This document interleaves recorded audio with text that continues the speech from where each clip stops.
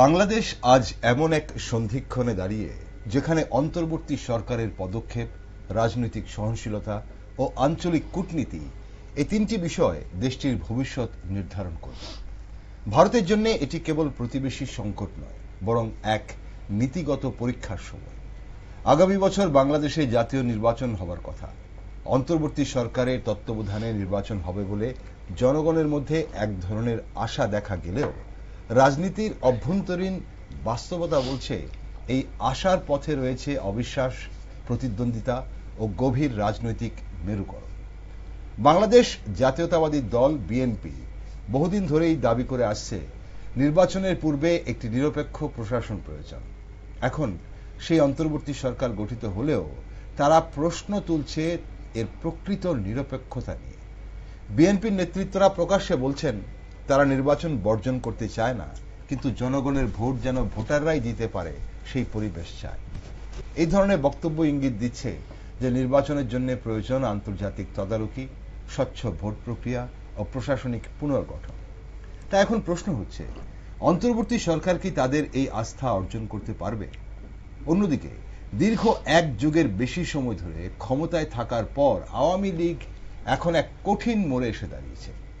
শেখ হাসিনা ও তার ঘনিষ্ঠ মহল হয়তো এই নির্বাচনে অংশ নিতে পারবেন না অন্তর্বর্তী সরকারের বিধিনিষেধের কারণে। তাই বাংলাদেশের গণতন্ত্র এখন তিনটি শক্তির টানাপোড়েনে দাঁড়িয়ে আছে: রাষ্ট্রীয় প্রশাসনের নিয়ন্ত্রণ, রাজনৈতিক মেরুকরণ এবং নাগরিক সমাজের উদীয়মান প্রত্যাশা।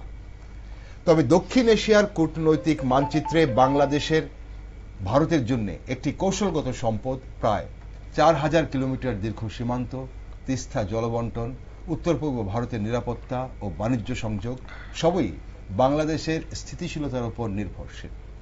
দিল্লি জানে অস্থিতিশীল বাংলাদেশ মানেই সীমান্তে অনুপ্রবেশ, চোরাচালান ও ইসলামী উগ্রবাদের সম্ভাবনা বৃদ্ধি। তাই বাংলাদেশের আসন্ন জাতীয় নির্বাচনের দিকে নজর এখন সবার।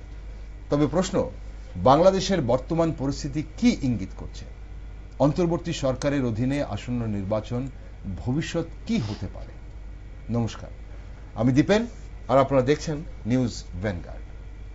নির্বাচিত সরকার ক্ষমতাচ্যুত হবার 15 মাস পর কোন পথে এগোচ্ছে বাংলাদেশ, তা নিয়ে একটি আলোচনায় আজ আমার সাথে রয়েছেন আন্তর্জাতিক বিষয়ে বিশেষজ্ঞ শিক্ষাবিদ ডক্টর অভিজিৎ চন্দ এবং শিক্ষাবিদ ননীগোপাল দেবনাথ। নমস্কার। আপনাদের দুজনকে স্বাগত আজকের অনুষ্ঠানে। ডক্টর চন্দ, অন্তর্বর্তী সরকারের এই যে বিশ্বাসযোগ্যতা, বাংলাদেশের অন্তর্বর্তী সরকার কতটা নিরপেক্ষভাবে নির্বাচন আয়োজন করতে পারবে বলে আপনার মনে হয়? কারণ এখন গোটা বিশ্বেরই কিন্তু আস্তে আস্তে নজর যাচ্ছে বাংলাদেশের দিকে, যেহেতু নির্বাচন ঘনিয়ে আসছে বলে আশা করা যাচ্ছে আগামী বছর নির্বাচন হবে। তো সেখানে নিরপেক্ষভাবে নির্বাচন আয়োজন করতে পারবে বলে আপনি কতটা মনে করেন, এবং প্রশাসনিক কাঠামো কি সব ধরনের প্রভাব মুক্ত আছে বলে মনে হয় আপনার বিভিন্ন ঘটনাবলী দেখে? নমস্কার। এখানে যাওয়ার আগে কতগুলি বিষয় একটু আলোচনা করা দরকার। প্রথম যখন আগস্ট মাসে সরকারটা আসে তখন অনেকে বলেছিল তত্ত্বাবধায়ক সরকার, 3 মাসের মধ্যে ইলেকশন দেবে। 3 মাস ইলেকশন হলো না, এখন বলছে অন্তর্বর্তী সরকার। এখন আগামী যে 1 মাস বা 2 মাস যেটা চলছে হবে, সেটা হলো গিয়ে ওরা গণভোট চেয়েছিল। ওরা জুলাই মাসে সমাধান তৈরি করেছিল, গণভোট চেয়েছিল। জামায়াত ইসলাম দাবি করে যে গণভোটটা আগে হোক, পরে ইলেকশনটা হোক। বিএনপি দাবি করেছে না, ইলেকশন গণভোট একসাথেই হোক। আওয়ামী লীগকে বাদ দিয়ে ইলেকশন করছে, এটা অনেকে চায় না।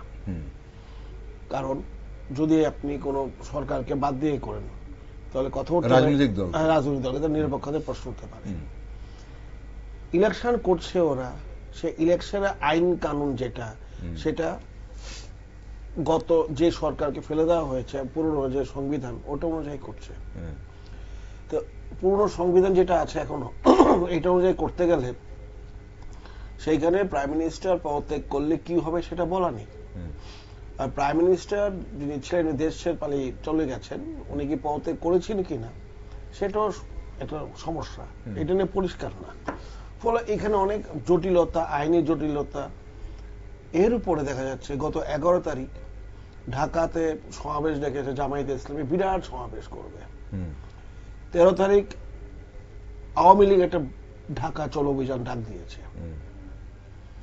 এর মধ্যে নভেম্বর মাসে দেখা গেছে যারা আর্মিদেরকে ম্যাজিস্ট্রেট পাওয়ার দিয়ে পাঠানো হয়েছিল তার প্রায় অর্ধেক ওরা ব্যারাকে ফিরে এসছে, কারণ শীতকালে ওরা অনেক ট্রেনিং করে, এই সময়টা সুবিধা হয় বলে।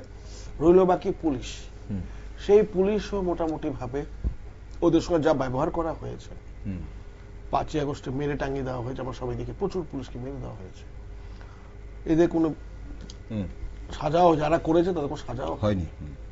ফলে এই মুহূর্তে আর্মির অর্ধেক যারা ছিল ঘরে ঢুকে গেছে। বাংলাদেশে পুলিশ খুবই দুর্বল। আওয়ামী লীগ, বিএনপি বলছে গণভোট না, ইলেকশন হবে। জামায়াতে ইসলামী বলছে না, গণভোট আগে হবে। কেউ কেউ বলছে আপনি যে ইলেকশন করছেন কোন আইনে করছেন, তাহলে কি আগামী যেটা চলে আসছে সংবিধান এটা এখনো চলছে না নতুন কিছু হচ্ছে? সে আইনে ইলেকশন করতে চান তাহলে তো প্রাইম মিনিস্টার এখনো পদত্যাগ করার পর কি অবস্থা সেটা পরিষ্কার বলা নেই, বা প্রাইম মিনিস্টার পদত্যাগ করেছে কিনা এটা নিয়ে ধোঁয়াশা। মানে দেশের গণতান্ত্রিক পরিকাঠামো নিয়ে এই মুহূর্তে একটা বিরাট বড় ধোঁয়াশা, এটা পুরো বলে একটা সমস্যা, ধোঁয়াশার মধ্যে রয়েছে। এই হলো বাংলাদেশের অবস্থা। আর মোটামুটি ভাবে এখন দেখা যাচ্ছে এই সরকারের বিরুদ্ধে আস্তে আস্তে করে যে ক্ষোভগুলো ছিল এগুলি তত্ত্বাবধায়ক সরকারের সেগুলো ফুটে বেরোচ্ছে। ওকে, আমরা আসবো আপনার কাছে আলোচনায় আবার। ননী স্যার, আপনার কি মনে হয় এই বিষয়টাতে? বিগত 15 মাসে নানান ঘটনাবলীগুলো আমরা দেখছি বিভিন্নভাবে, কখনো কখনো খুব বেশি উত্তেজিত বা অস্থিরতা বেড়ে যায় বাংলাদেশে, কখনো আবার একটু স্থিতিশীল পরিবেশে আসে। বিশেষ করে কূটনৈতিক যে পরিবেশটা, সেটাও মাঝে মধ্যে মোহাম্মদ ইউনূস প্রধান উপদেষ্টা এবং ওনার উপদেষ্টা মণ্ডলী যারা বাকিরা রয়েছেন তারাও কিন্তু মাঝে মধ্যে তার মধ্যে একটু ধোঁয়া দিয়ে দেয়, আমরা সেটাই লক্ষ্য করেছি। তো আপনার কি মনে হয় এই যে বাংলাদেশে গণতন্ত্র কি সংকুচিত হচ্ছে, মানে আর এই নির্বাচন, আগামী যে আসন্ন জাতীয় নির্বাচন হবে, তা কতটা নিরপেক্ষভাবে হবে বলে আপনার মনে হয়? নমস্কার। আসলে গণতন্ত্র শব্দটার সঙ্গে বাংলাদেশের এখন যা সিচুয়েশন, এটার কোনো সম্পর্ক নেই, কারণ গণতান্ত্রিক পরিবেশই নেই। আর যারা ক্ষমতায় আছে এরাও গণতান্ত্রিক না। ক্ষমতায় যারা আছে তাদেরকে যারা ক্ষমতায় বসিয়েছে, পেছন দিক থেকে যারা কলকাঠি নাড়ছে, এরা তো উগ্র সাম্প্রদায়িক ধর্মান্ধ পুরো পাকিস্তানপন্থী, তারা সেই যে রাজাকার ছিল ওদেরই লোক ওরা। তো এখানে গণতন্ত্র শব্দটা সঙ্গে বাংলাদেশের এখন যে পরিস্থিতি, সেই পরিস্থিতির কোনো সম্পর্ক নেই। এখানে গণতন্ত্র তো কিছু নেই।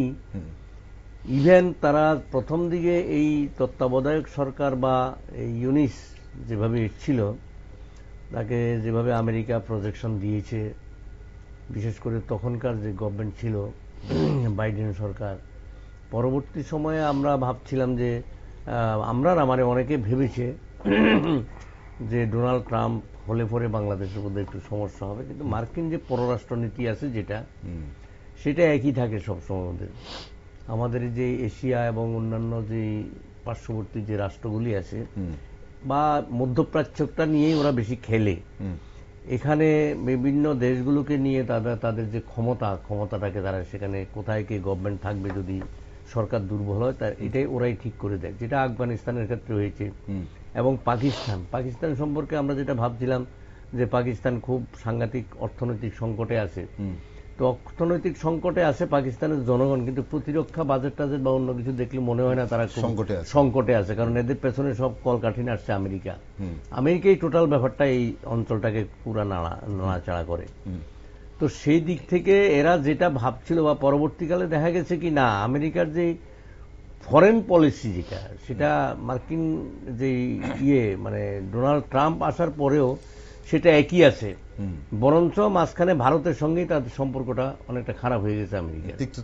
হ্যাঁ, তিক্ততা শুরু হয়েছে, কারণ আমেরিকা যেভাবে মোদি যেভাবে বলছিলেন ডোনাল্ড ট্রাম্প আমার বন্ধু, বা ট্রাম্পও যেভাবে বলছিল, কিন্তু পরিস্থিতিটা সেই জায়গায় রইল না অর্থনৈতিক ক্ষেত্রে, কারণ তাহলে ভারতবর্ষকে তার যে অর্থনৈতিক স্বয়ংবরতা এগুলো তাদেরকে সামনে বিসর্জন দিতে হতো।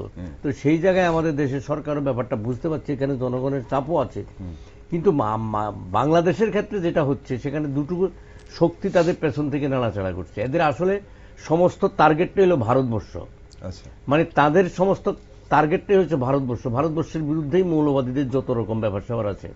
যেমন মার্কিন যুক্তরাষ্ট্র, আমেরিকা মুসলিম কান্ট্রিগুলির মধ্যে নিজেদের লাগিয়ে রেখে এদেরকে ধ্বংস করে দিচ্ছে, কোনো ব্যাপার না। এখন আফগানিস্তানের সঙ্গে পাকিস্তানের যে সম্পর্কটা যেভাবে নিজেরা মারছে, এদিকে ইরানের সঙ্গে যে ওই অন্যান্য দেশগুলো, ইসরায়েল লাগিয়ে রেখেছে ওই মানে মুসলিম ওই দিকের মধ্যপ্রাচ্যের মানে মুসলিম কান্ট্রিগুলোর বিরুদ্ধে, তো এদেরকে মারছে। কিন্তু আমেরিকার বিরুদ্ধে আবার আমাদেরই অঞ্চলের যারা মুসলমান আছে এদের বক্তব্য নেই, মানে উগ্র বা সাম্প্রদায়িক আর কি, অন্য যারা আছে তাদের কথা বাদে দিলাম, ছেড়ে দিলাম। তো সেই ক্ষেত্রে বাংলাদেশের এখন ভিতরের যে অবস্থাটা, এরা এখন প্রথম দিকে ভাবছিল যেরকমটা, হয়তো তারা চীনের সাহায্য পাবে, আমেরিকার সাহায্য পাবে, যেভাবে সাহায্য পাবে ওরা ভাবছিল। চীনও এখানে ওদেরকে নিয়ে খুব খেলছে, আমেরিকাও খেলছে। এখন তাদের যে এই যে পাকিস্তান ঘোলা জলে মাছ, হ্যাঁ পাকিস্তান হচ্ছে যা করছে সব আমেরিকার নির্দেশে করছে, আমেরিকার ইঙ্গিতে করছে। ওরা বর্ডার খুলে দিয়েছে, ওরা বলছে কোনো ভিসা লাগবে না। আমেরিকার পাকিস্তানের যে পরমাণু অস্ত্র, মানে তোমাদের পরমাণু অস্ত্র এখন ভাই ভাই, তো এই সমস্ত কথাবার্তা যেটা বলেছে, এখন এটা হলো পুরো শক্তিটা হচ্ছে মুক্তিযুদ্ধ বিরোধী যে শক্তিটা, এই শক্তিটা বাংলাদেশে যেটাকে মদত দিচ্ছে পাকিস্তানের পেছনে হচ্ছে মার্কিন যুক্তরাষ্ট্র আর আমেরিকা। চীন চাইছে এখানে আমেরিকা যাতে তার বন্দরগুলি দখল করার ক্ষেত্রে নিজেরাও যদি একটু কিছু প্রভাব বিস্তার করতে পারে। এখন চীন বনাম মার্কিন যুক্তরাষ্ট্র কে কোথায় কদ্দূর এদেরকে কন্ট্রোল করবে সেটা নিয়ে প্রশ্ন দেখা দিয়েছে। কার পদচিহ্ন বড় হবে বাংলাদেশে তা নিয়ে এখন দ্বন্দ্ব। এই যে পরিস্থিতি, একটা ক্রিটিক্যাল পরিস্থিতি, সেখানে এই যে ইউনিস মিয়া সে যেমনটা ভাবছিল যত সহজ হবে, তার পায়ের তলার মাটিটা কিন্তু তত সহজ না। সে যতই বলুক নির্বাচন করবে, কারণ এখানে জামাতে ইসলামীর সাথে বিএনপির এখন খুব লেগে গেছে।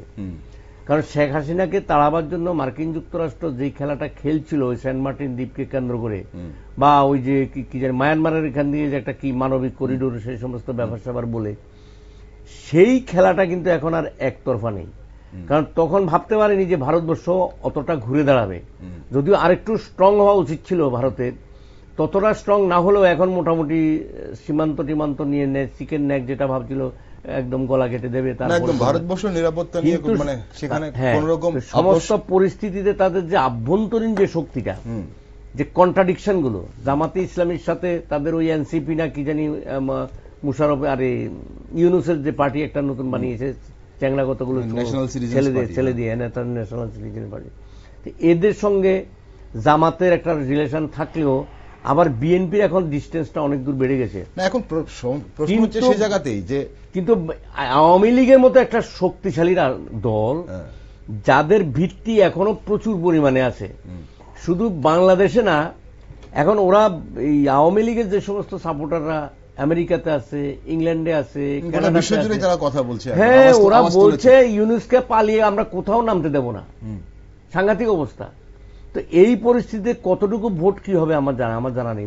এখন মোহাম্মদ ইউনূসের নেতৃত্বাধীন যে অন্তর্বর্তী সরকার, সেই সরকার যে শুরুতে একটা বাংলাদেশের সাধারণ মানুষের মধ্যে, একটা শ্রেণীর বা একটা অংশের সাধারণ মানুষের মধ্যে যে একটা আস্থা তৈরি করেছিল, সেই আস্থা ধীরে ধীরে ক্ষয়ে যাচ্ছে বলেই সূত্রের খবর, সেটা বোঝা যাচ্ছে এখন একদিকে এটা হচ্ছে, একদিকে দেখা যাচ্ছে প্রশাসনিক একটা নিয়ন্ত্রণের চেষ্টা হচ্ছে সেনার ওপর, পুলিশের ওপর, আবার অন্যদিকে বিরোধী দলগুলো অভিযোগ করছে দমন পীড়ন নীতি চলছে, সেটা জামাত হোক বা বিএনপি হোক।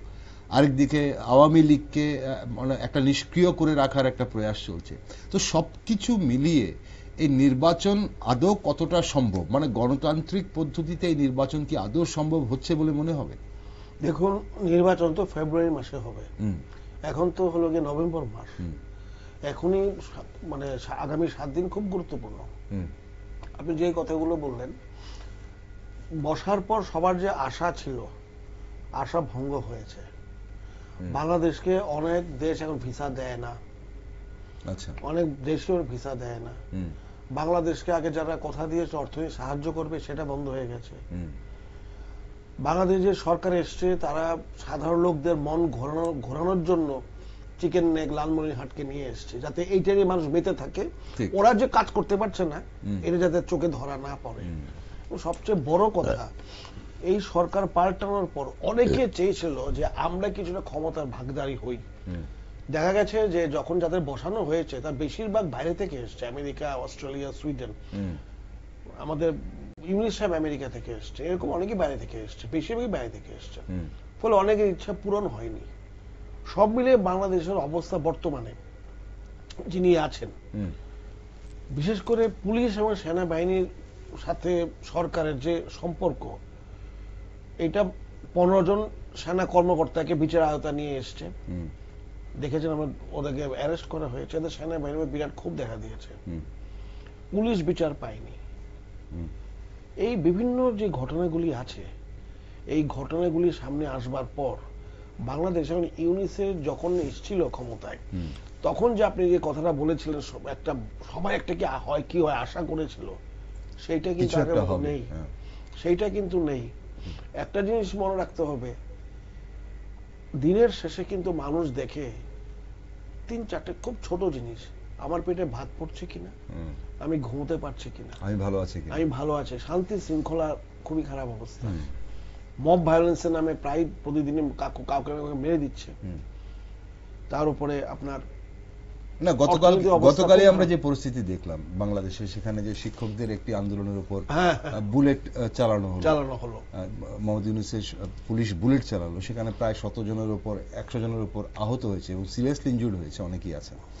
এখন প্রশ্ন হচ্ছে যে এই যে একটা হচ্ছে রাজনৈতিক পরিবেশ, একটা হচ্ছে সামাজিক প্রেক্ষাপট। বাংলাদেশের রাজনৈতিক পরিবেশটা, এখানে একটা জিনিস অ্যাড করি, আমরা অনেক সময় ভুল করি, আমরা ইসলামিক বলে মুসলিম বলে একটা আলাদা ভারত বিরোধী বলি, তা নয় ব্যাপারটা। আফগানিস্তানের সাথে ভারতের এখন খুব ভালো সম্পর্ক। আফগানিস্তান পন্থী যারা আছে, অর্থাৎ যারা হেফাজত ইসলামী পন্থী, তারা কিন্তু আফগানিস্তান পন্থী। এখন এইটা কিন্তু আমরা কখনোই এভাবে বলা উচিত না যে ইসলামী মানে ভারত বিরোধী। জামায়াত ইসলামের মধ্যে অনেকেই কিন্তু ভেতরে ভেতরে ভারতের পক্ষে আছে, সামনে হয়তো বলতে পারে না। হেফাজতে ইসলামীর যে চিন্তাধারা, তার সাথে কিন্তু আপনার তালিবানের চিন্তাধারা মেলে। তালিবানের বিদেশমন্ত্রী ভারতে এসেছিল, আমরা সবাই দেখেছি।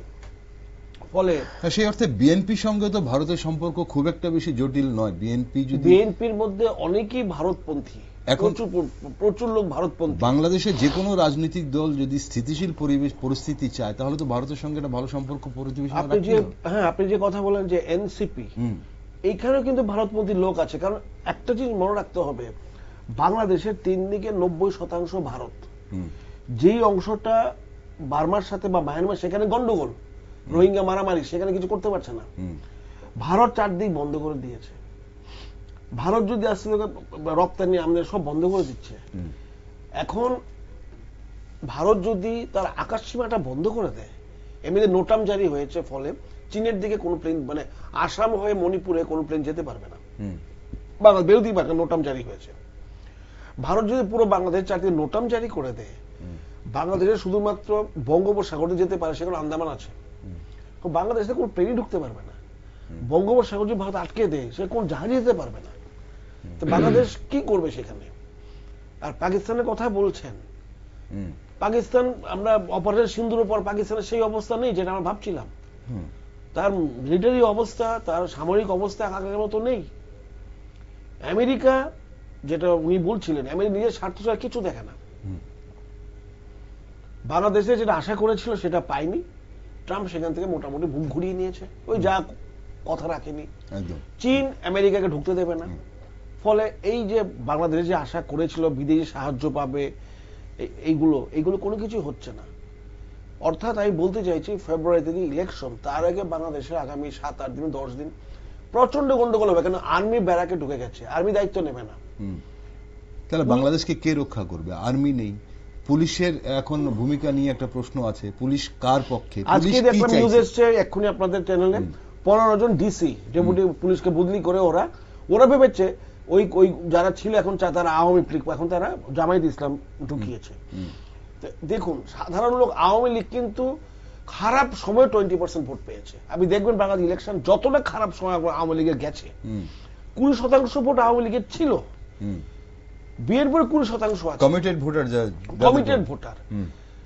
ফলে আর বিএনপি কিন্তু একটা কথা বলছে, বিএনপি ওরা বলছে আওয়ামী লীগকে না নিয়ে ভোট করে, বিএনপি বলছে এটা ভুল হবে, কারণ আওয়ামী লীগ কিন্তু অফিসিয়ালি এখনো ক্ষমতায়, ওরা অভ্যুত্থানে পালিয়ে চলে এসছে না।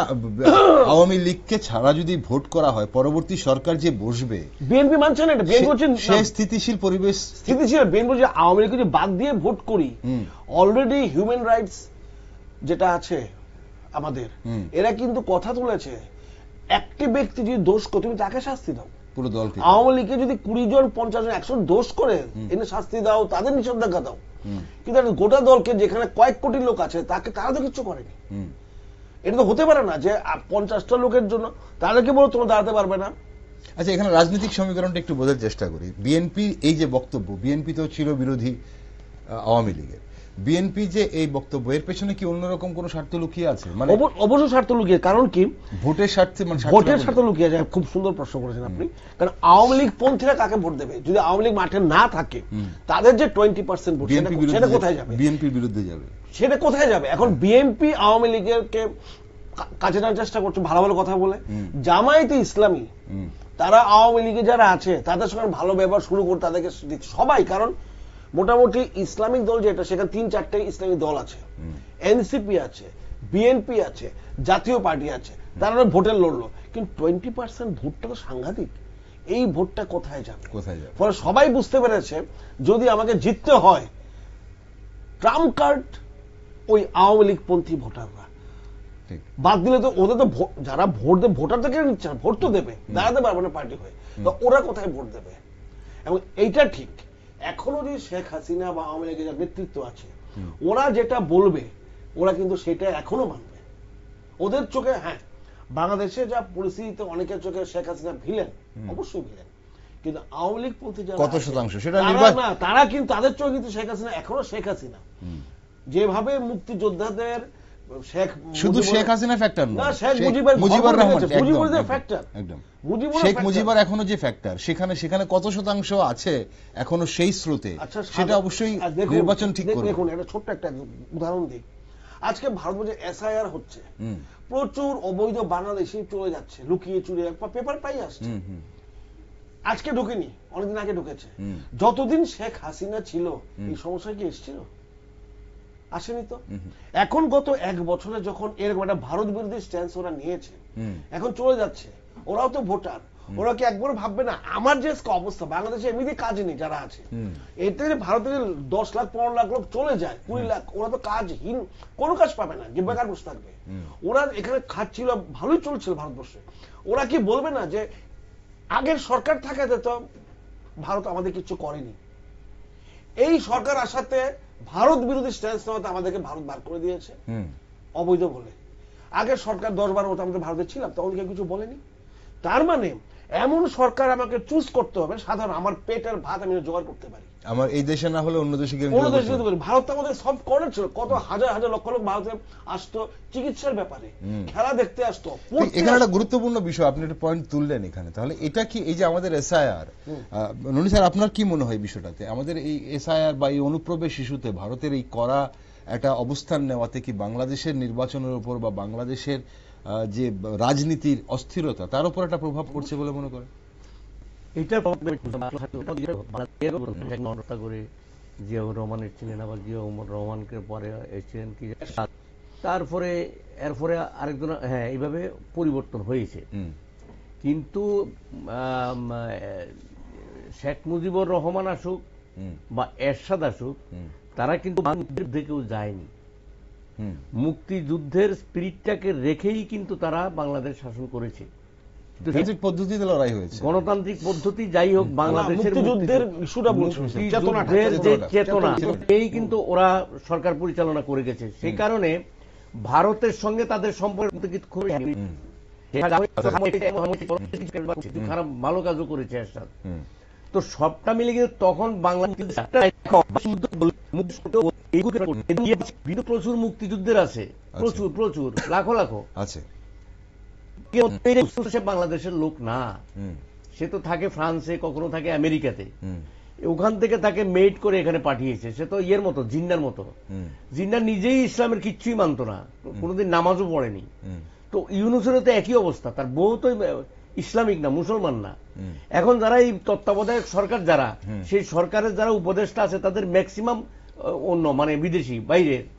এখন এই যে জুলাই সনদ তারা যেটা করেছে, সেটাও তো জুলাই সনদ যারা রচনা করলো এরাও তো বাংলাদেশের না। তো সুতরাং এই যে বাংলাদেশের যে প্রথম মানুষ ভাবছিল কি যে পরিবর্তনটা যেভাবে তারা ভাবছিল, পরিবর্তনটা কিন্তু সেভাবে হয়নি।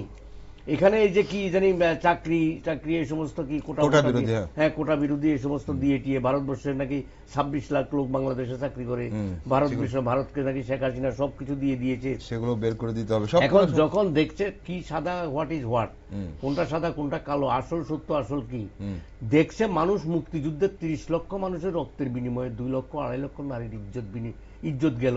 তাহলে প্রশ্ন ওরাই এখন করছে যে তাহলে এত কিছুর এখন যদি আমরা ভাই ভাই হই, পাকিস্তান আর বাংলাদেশে যদি ভাই ভাই হই, তাহলে মুক্তিযুদ্ধের প্রয়োজনটা কি ছিল? সুতরাং ভোটটা যে হবে এই কোশ্চেন গুলো কিন্তু এখন অলিতে গলিতে ঘুরছে, হাটে বাজারে ঘুরছে। এসআইআর এর ফলে বাংলাদেশের থেকে ভারতবর্ষ থেকে যদি যায় কিছু যায়, কত আর যাবে? নাহলে 1 লাখ যাবে, এর বেশি তো আর যাবে না, 50,000 যাবে। কিন্তু এর দিয়ে কিন্তু বাংলাদেশের যে মৌলিক যে ভোটের যে চিত্র যে পরিবর্তন, সেটা হওয়ার সম্ভাবনা আছে বলে আমি মনে করি না। এই যে মুক্তিযুদ্ধের চেতনার কথা বলছেন, আমরা যে পরিস্থিতি বিগত 5ই আগস্ট 2024-এর পর থেকে দেখেছি, মুক্তিযুদ্ধের চেতনা একটা বয়সের মানুষের উপর, যারা প্রৌঢ় বা যারা বার্ধক্যে আছেন, ওনারা হয়তো সেই চেতনাটাকে ধরে রাখতে পেরেছেন। কিন্তু নবীন প্রজন্ম যাদের আমরা দেখলাম, ছাত্র নেতা ছাত্ররা যেভাবে মুক্তিযুদ্ধের চেতনাকে যেভাবে ধূলিসাৎ করলো, শুধু মুক্তিযুদ্ধ না, তারা শিক্ষকের গলায় যেভাবে জুতোর মালা ঝুলালো এবং যেভাবে সাংবাদিক, শিক্ষক, কবি, লেখক, সাহিত্যিক, শিল্পীকে যেভাবে অপদস্থ করলো, সেখানে সংস্কৃতি নিয়ে একটা প্রশ্ন উঠে গেল সেই ছাত্র নেতাদের। তাদের কাছে এই চেতনা কতটা গুরুত্ব পাবে এখন আগামী দিনে নির্বাচনের ক্ষেত্রে?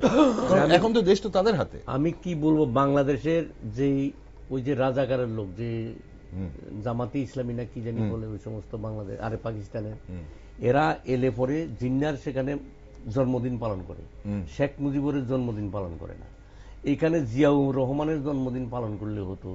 মুক্তিযুদ্ধের সমস্ত যে সমস্ত শিক্ষাটা আছে সমস্ত কিছু বাতিল করে দিয়ে ওরা সমস্ত উর্দু এবং পাকিস্তানের যে সমস্ত রীতিনীতি সমস্ত কিছু ওরা এখানে চালু করছে। সাধারণ মানুষ কি, সাধারণ মানুষ এরা বাস্তবে দেখছে যে বাংলাদেশের ভারতবর্ষের নাকি 14 লাখ 26 লাখ সরকারি কর্মচারী বাংলাদেশে চাকরি করে। আর বাংলাদেশে পরবর্তী সময় জানা গেছে বাংলাদেশে মোট সরকারি কর্মচারীর সংখ্যাই 14 লাখ। ভারতবর্ষকে নাকি সমস্ত সুযোগ সুবিধা দিয়ে দিয়েছে। এখন যেই মাত্র ভারতবর্ষ শুধুমাত্র বর্ডারটা সিল করে দিয়েছে, বলছে ল্যান্ড মাধ্যমে কোনো জিনিসপত্র যেতে পারবে, বাণিজ্য হবে না। এখন তো ইলেকট্রিসিটিটা বন্ধ করে দেয়। আরেকটা ঘটনা ঘটেছে, আপনারা জানেন, বাংলাদেশের এরা তো কিছু বুঝে না, এগুলি মূর্খ, তো মানে কোনো শিক্ষা নেই না। যারা পাওয়ারটা নিয়েছে, আমি তাদের কথা বলছি, অন্তত 5% হোক আর 10% হোক, এরাই তো এখন আসে পাওয়ারে। প্রথম যেই ইমোশনটা কাজে লাগিয়ে ছাত্র, আপনি যে বলছেন বয়স্ক লোকের কথা, ছাত্র যুব যাদেরকে প্রথম মোটিভেট করেছিল, তাদের 10% এখন ওদের সঙ্গে নেই। এই যে ছাত্র যুব যারা আছে তাদের 10% ওদের সঙ্গে নেই, সরে গেছে সব। কারণ দেখেছে আর এগুলি এত লুটপাট করেছে আর কি, যেভাবে সরকারি সম্পত্তি, সরকারি অর্থ যেভাবে আত্মসাৎ করেছে, এখন সবার কিন্তু এদের থেকে দৃষ্টিভঙ্গি ঘুরে গেছে, এদের প্রতি সিম্পেথি নেই। রিক্সা পোলার থেকে শুরু করে শুধুমাত্র ভারত বিদ্বেষ দিয়ে, ভারত বিরোধিতা করে কতটা টিকিয়ে রাখা যাবে? কারণ তারা দেখছে এখন হোয়াট ইজ হোয়াট। এই যে তাদের যে এয়ারপোর্টে যে গোলমালটা লাগলো, আমি দেখলাম ওদের সেই ইয়েতে গুলো, এখানে কিন্তু এদেরকে এই যে বিমানগুলো নামতে পারছিল না, ভারতবর্ষে এনে ওদেরকে জায়গা দিয়েছে।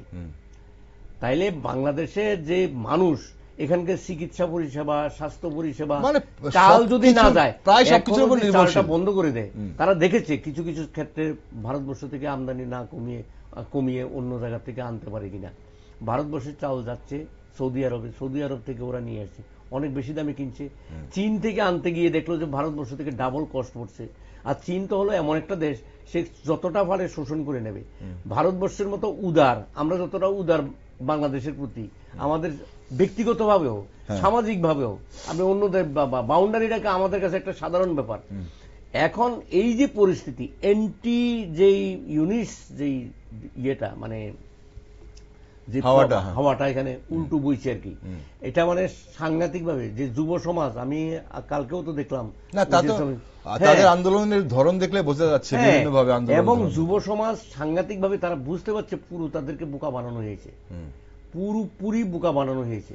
এবং আমেরিকা এখানে যে কলকাঠি নাড়ছে, ওই যে সেন্ট মার্টিন দ্বীপ, আরেকটা কি জানি ওই এয়ারপোর্টটা, হ্যাঁ লালমানিহাট কি জানি, এরকম সমস্ত কিছু যা করছে, এবং বিশেষ করে চট্টগ্রাম নিয়ে ওদের এখন সাংঘাতিক মাথা ব্যথা।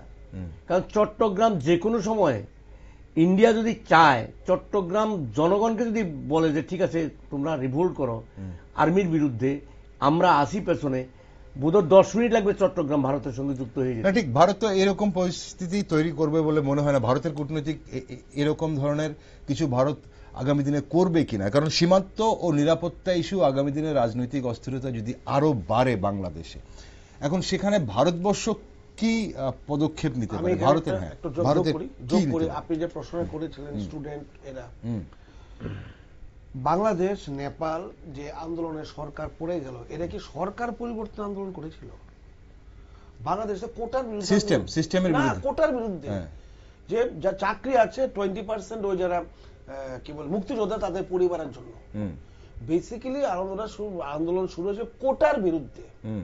যে কোটা প্রথাটা আছে, এত পার্সেন্ট চাকরি থাকবে, এটাকে কমাতে বন্ধ করতে বলা হয়েছে। এখন দেখা গেছে যে গণতান্ত্রিক সরকার, যেটা নেপালেও ছিল কমিউনিস্ট সরকার, বাংলাদেশেও ছিল, এটা একটা নতুন ট্রেন্ড যে একটা গণতান্ত্রিক সরকারকে কোনো একটা পপুলার স্লোগান দিয়ে কিভাবে ফেলা যায়, এটা কিন্তু একটা পরীক্ষা। বাংলাদেশে কিন্তু সরকার পরিবর্তনের জন্য লড়াই করেনি, এটা কিন্তু পরবর্তীকালে এসেছে। ওরা দাবি ছিল প্রায় এক মাস লড়াই করেছে। প্রথম 20-25 দিন দাবি ছিল কোটার বিরুদ্ধে, সব ছাত্ররা এসে বসেছিল। পরবর্তীকালে পুলিশ গুলি চালিয়েছে, আস্তে আস্তে করে সব এটা হয়েছে। এরা কিন্তু একবারও বলেনি বাংলাদেশের দরিদ্র লোক আছে ওদের কি হবে, খেতে পাচ্ছে না এদের কি হবে, যাদের বাড়ির ঘর নেই, এরা কোনো সামাজিক আন্দোলন করেনি। ওরা শুধুমাত্র ওদের চাকরি, সরকারি চাকরি কোটা, এটার বিরুদ্ধে আন্দোলন শুরু করেছিল। এটাকে হাতিয়ার করে মোড় ঘুরিয়ে দেওয়া হয়েছে, হাইজ্যাক করা হয়েছে। এখানে একটা মোড় ঘোরাতে এই জন্যই পেরেছে, যেখানে ওদের গণতান্ত্রিক পরিবেশ ছিল না। যে ইলেকশনটা হয়েছিল, যেটা শেখ হাসিনা জিতে এসেছিল 3 বারে, সেখানে সেই ইলেকশন ঠিকভাবে করা হয়নি বলে একটা ক্ষোভ ছিল। এই যে মানুষের মধ্যে ক্ষোভটা, সেটা কাজে লাগবে বেসিক্যালি। কিন্তু ওরা কিন্তু সরকার পরিবর্তন আন্দোলন করেনি, এবং সেই আন্দোলন করেছিল ঢাকার কিছু ইউনিভার্সিটি কলেজের ছাত্ররা। এটাকে অদ্ভুত সুন্দরভাবে প্ল্যান ওয়াইজ কাজে লাগিয়ে। আরেকটা কথা বলেছেন যে ভেঙে দিয়েছে, বেসিক্যালি এটা কিন্তু যারা ঢাকা শহরে তারা আন্দোলন যারা করে তারা সবাই করেনি এটা। না, এই যে মুক্তিযুদ্ধের চেতনার উপর যে আঘাতটা, এই যে আঘাতটা কে করবে, এটা কারা করবে? এটা করবে রাজাকাররা। এইটা থাকলে সব সময় লোকে দেখবে যে এই লোকগুলো কষ্ট করেছে দেশের জন্য, আর কিছু লোক তো দেশের কষ্ট করেছে। একই জিনিস আমাদের ভারতে কিছুটা আছে। আমাদের ইতিহাস বইতে যত মনীষীর নাম পড়ি, নেতাজি সুভাষচন্দ্র বসুর নামটা অনেক কম আসে, অথচ বর্তমানে আমরা দেখতে পাচ্ছি ওনার যে ভারতের প্রতি যে কষ্ট উনি করেছেন, এটা অনেক বেশি থাকার কথা ছিল। এই যে আপনি বললেন যে সব ভেঙে দিয়েছে, এইটা করেছে সেই শক্তিটা, যেই শক্তিটা রাজাকারের সঙ্গে ছিল। তারা প্ল্যান্ড ওয়েতে এই আন্দোলনের মধ্য দিয়ে যারা যারা মুক্তিযোদ্ধার যে চেতনা এগুলো ছিল, এগুলি ধ্বংস করেছে। ওকে, আমার অনুষ্ঠানের সময় ফুরিয়ে আসছে, কিন্তু এখন আমরা আজকে যেটা বোঝার চেষ্টা করছিলাম আপনাদের দুজনেরই আলোচনার মধ্যে, যে আসন্ন যে নির্বাচন, জাতীয় নির্বাচন বাংলাদেশে, সেই জাতীয় নির্বাচনে রাজনৈতিক স্ট্র্যাটাজি বা কি থাকবে এবং গণতন্ত্র কতটা পুনরুদ্ধার হবে বাংলাদেশে, সেটাই বোঝার চেষ্টা করছিলাম। এখন এই বাংলাদেশের তরুণ প্রজন্ম, মানে নতুন রাজনীতি, সবকিছু এখন নতুন মনে হচ্ছে। কারণ বাংলাদেশের ছাত্র আন্দোলনে যেভাবে, এই কোটা বিরোধী আন্দোলন থেকে যেভাবে তারা দেশের দায়িত্ব নিল, এখন তরুণ সমাজ কি এবার ভোটের রাজনীতিতে পরিবর্তনের বাহক হতে পারবে, বাংলাদেশে একটা স্থিতিশীল পরিস্থিতি দিতে পারবে বলে কি মনে করেন? যে পদ্ধতিতে হাসিনা সরকারকে ফেলা হয়েছে, সেই পদ্ধতি তো টেস্টেড, এবং ফেলা যায় সরকার, এটা গণতান্ত্রিক সরকারকে আন্দোলন করে ফেলা যায়। এইটা যে আবারও হবে না তার কোনো গ্যারান্টি আছে? আপনি যেভাবে আমাকে বাড়ি থেকে বার করলেন আমি দেখলাম তো, আমি যদি আপনাকে সেইভাবে বাড়িতে বার করে দিই, অথবা আপনি যে বলছেন ইলেকশন হতেই হবে, দেখুন দিব্যি দেয়নি। হাসিনা সরকার ইলেকশন করে সরিয়ে দেওয়া হয়নি, তাই তো? এখন যদি কেউ সেম পদ্ধতি অবলম্বন করে এই সরকারকে ফেলে দেয়, তাহলে ইলেকশনের দরকার কি? ওকে, তাহলে পরিস্থিতি একই জায়গায় চলে গেল। ওকে, রনি স্যার, আপনার কি মনে হয় বিষয়টাতে? মানে নতুন প্রজন্ম একটা পরিবর্তনের বাংলাদেশে, শুধু মানে সরকার পরিবর্তনের কথা বলছি না, মানে পরিস্থিতি পরিবর্তন। পরিস্থিতি তো আমি বললামই, পরিস্থিতি কোনো কি পরিবর্তন, পরিস্থিতি এখন টোটালি এই গভর্নমেন্টের উল্টো দিকে হাওয়া বইছে 100%। এখন এই সরকারের পায়ের তলায় কিছু নাই। কারণ কি, এদের একমাত্র ভরসা আমেরিকা। এদের কিন্তু আমেরিকা কি করবে? জনগণ যদি উল্টো পথে হাঁটে তাহলে আমেরিকা তো কিছু করতে পারবে না। আর যুব সমাজ তো ওদের সঙ্গে নেই। এই যে কোটা বিরোধী আন্দোলন দিয়ে শুরু করেছিল, আসলে কোটাও না, লক্ষ্যটা ওটা কোটা ছিল না। কোটাটাও মানে প্ল্যান করে কোটাটা আনা হয়েছে। কোটাটা আনা হয়েছে প্ল্যান করে, এটা আমেরিকার প্ল্যানই। ইউনুস ওখান থেকেই প্ল্যান করেছে যে যুব সমাজকে আগে তোমাকে ভোটে নামাতে হলে এই যে পপুলার একটা বিষয় আছে এটাকে আনো। দেখা গেল কি, কোটা প্রথা শেখ হাসিনা তুলে দিয়েছেন, বলছেন ঠিক আছে তা আর কোটা হবে না। কিন্তু শেখ হাসিনার দূরদর্শিতার অভাব ছিল, সাংঘাতিক অভাব ছিল। উনি বুঝতে পারেননি যে ঘটনাটা এই জায়গায় যাবে। আর্মিকে বশ করেছে আমেরিকা, এই ছাত্র যুবদেরকে প্রচুর পরিমাণে টাকা দিয়েছে। তারপর এটার মধ্যে জামাত ইসলামী এসে যোগ হয়েছে, বিএনপি পুরো যোগাযোগ করেছে। বিএনপি তখন যা ভাবছিল যে আমরা নেমে গেলে শেষ পর্যন্ত মজাটা আমরা নেব, এখন দেখলো যে ওদের হাতে কোনো মজা নেই। তাহলে এই পরিস্থিতিতে সরকারটাকে পরিবর্তন করেছে সম্পূর্ণ মুক্তিযুদ্ধের বিরোধী হাওয়া দিয়ে। প্রথম কোটা বিরোধী শুরু করলে যেই মাত্র দেখলো যে এখন পেটে ভাত নাই, মুক্তিযুদ্ধের চিহ্ন, এখন তো পরিস্থিতি পাল্টে গেছে। কিন্তু আমি বলছি যেটা, যে যুবরা বুঝতে পেরেছে বা ছাত্ররা বুঝতে পারছে যে যা হয়ে গেছে তাদের কাঁধে মানে বন্দুক রেখে গুলি চালানো হয়েছে, এটা বুঝতে পেরেছে। কিন্তু এখন পরিস্থিতি, তারা কি পারবে যে নতুন আরেকটা এবারে আবার পরিবর্তনের একটা মানে বার্তা তারা দেশবাসীর কাছে নিয়ে যেতে পারবে কিনা, বা তারা পারবে কিনা পরিবর্তনের দিকে? না, পরিবর্তনটা তো যে কোনো সময় সরকার পরিবর্তন না, আমি পরিস্থিতি পরিবর্তন, পরিস্থিতি পরিবর্তন। এখানে তো এটা তো সরকার না, ইউনিসের নেতৃত্বে যেটা আছে এটা তো সরকার না, এটা জোর করে ধরে এনে বর বানিয়ে দেওয়া একজনকে আর কি রাস্তার থেকে, এটা তো এইরকম হয়েছে। এরা তো কোনো নির্বাচিত সরকার না। এরা এখন দেখছে কি, তারা কোনো বিদেশের সাথে কোনো চুক্তিবদ্ধও করতে পারে না, কোনো কিছু করতে পারে না, কারণ তারা নির্বাচিত সরকার না। ভারতবর্ষ ওদেরকে দাম দেয় না। তো এখানে পাবলিক এই জিনিসটা বুঝতে পারছে। এখন কিছু জামাতে ইসলামী বা পাকিস্তানের সাহায্য নিয়ে কতগুলো সোশ্যাল মিডিয়া কাজে লাগিয়ে যদি উল্টোপাল্টা প্রচার করে তো হয় না, যে আগামী 5-7 দিন বা 10 দিন, এই নভেম্বর মাসেই বোঝা যাবে কি হবে। ফেব্রুয়ারি মাসে হাওয়া মানে খুবই গরম হাওয়া, উত্তপ্ত হাওয়া। সুতরাং এই ক্ষেত্রে আমার মনে হয় এই গভর্নমেন্টই কদিন থাকবে এটাই সন্দেহের ব্যাপার। নির্বাচন করা তো দূরের কথা। গণতন্ত্রে মানুষই শেষ কথা, এবং বাংলাদেশে সেই পথই হাঁটছে মনে হচ্ছে, যে মানুষই শেষ কথা হয়তো বলবে। অসংখ্য ধন্যবাদ আপনাদের দুজনকে আজ সঙ্গে থাকার জন্য। তবে বাংলাদেশের নির্বাচনের আগে কি পরিস্থিতি হয়, বাংলাদেশের এই অস্থির পরিবেশ আগামী দিনে কোন দিকে যায়, সে বিষয় নিয়ে আমরা আরো আলোচনা অবশ্যই আপনাদের সঙ্গে করতে চাইব। আজকের জন্য ধন্যবাদ, আপনাকে ধন্যবাদ, আপনাকে ধন্যবাদ। দর্শক বন্ধুরা, বাংলাদেশের সামনে আজ সবচেয়ে বড় প্রশ্ন বিশ্বাস না ক্ষমতা। অন্তর্বর্তী সরকারের জন্য সত্যিকারের চ্যালেঞ্জ এখন শুধু নির্বাচনের আয়োজন নয়, বরং এমন একটি পরিবেশ সৃষ্টি করা যেখানে জনগণ আবার ভোটে বিশ্বাস ফিরিয়ে আনতে পারবে। যদি তারা তা করতে পারে, তাহলে বাংলাদেশের দক্ষিণ এশিয়ার রাজনৈতিক মানচিত্রে একটি নতুন দৃষ্টান্ত স্থাপন করবে।